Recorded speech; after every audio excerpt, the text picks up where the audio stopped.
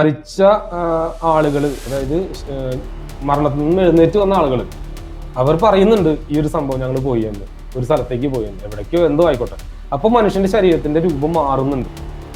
ഈ രൂപമാറ്റമാണ് ഞാൻ ഈ പറയുന്ന പഞ്ചഭൂതങ്ങളെ ഇല്ലാത്ത ഒരു ശരീരമായിട്ട് നമ്മൾ മുകളിലേക്ക് പോകാൻ സാധിക്കുന്നത്.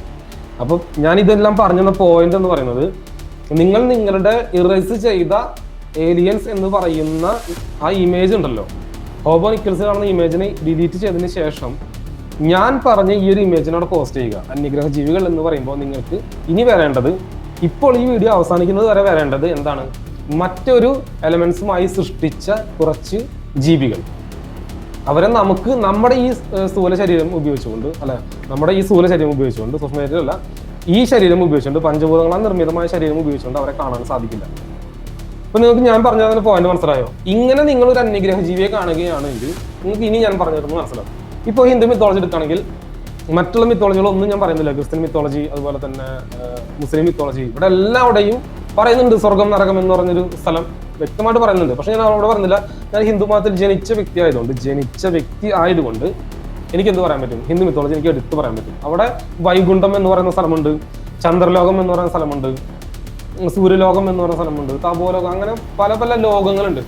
നമ്മൾ ലോകം എന്ന് പറയുമ്പോൾ അവിടെ ഒരു കുറെ ജനങ്ങൾ ഉണ്ടാവണം, ഒരു രാജാവ് ഉണ്ടാവണം, രാജാവ് എന്ന് പറഞ്ഞാൽ മന്ത്രിയോ, അതുപോലെ അങ്ങനെ ഒരു മെയിൻ ആളുണ്ടാവണം, അവിടെ ഒരു ഭരണം ഉണ്ടാവണം, എല്ലാം ഉണ്ടാവണ്ടേ, അതിനല്ലേ ഒരു ലോകം എന്ന് പറയുക.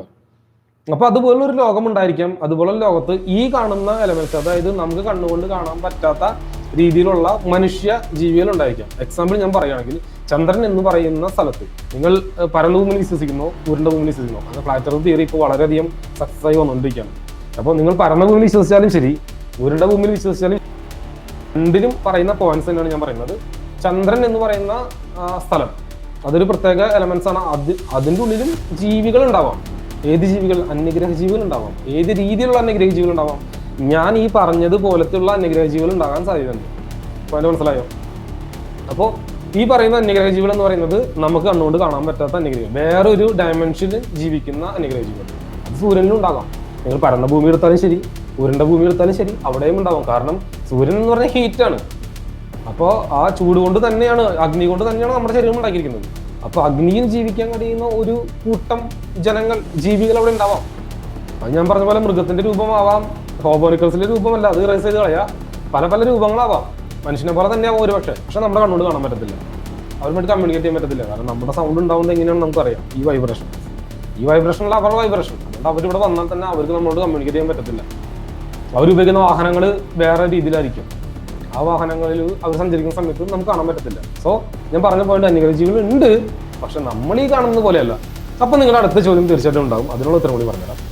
നമ്മൾ ഈ കാണുന്ന പറക്കും തളിക എന്ന് പറയുന്നത്, അതുപോലെ തന്നെ ഈ ത്രികോണാകൃതിയിലുള്ള വാഹനം വീഡിയോയിൽ കണ്ടു എന്നൊക്കെ പറയുന്നത്, സുഹൃത്തെ, അതാണ് ഞാൻ ഫ്യൂച്ചറിലേക്ക് സംഭവിക്കാൻ പോകുന്ന കാര്യം പറയാൻ വരുന്നത്. ഓക്കെ, അതും ഞാൻ നിങ്ങൾക്ക് പറഞ്ഞു തരാം എന്താണ് അവിടെ സംഭവിക്കാൻ പോകുന്നതെന്ന്. ഇവിടെ മറ്റൊരു പോയിന്റ്, ഒരു പോയിന്റ് കൂടി ഞാൻ പറയാണ്. 11 എന്ന് പറയുന്ന നമ്പറിനെ കുറിച്ച് നിങ്ങൾക്ക് അറിയാം. 11 എന്ന് പറയുന്ന നമ്പർ സ്ത്രീനെ